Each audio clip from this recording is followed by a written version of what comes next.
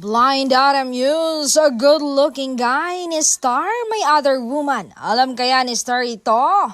Kung titignan mo ang past interviews nila ni good-looking guy, mukhang love na love niya si Star. Yun nga lang kung totoo ang nasagap ni source, bakit siya may other woman? Alam kaya ni Star?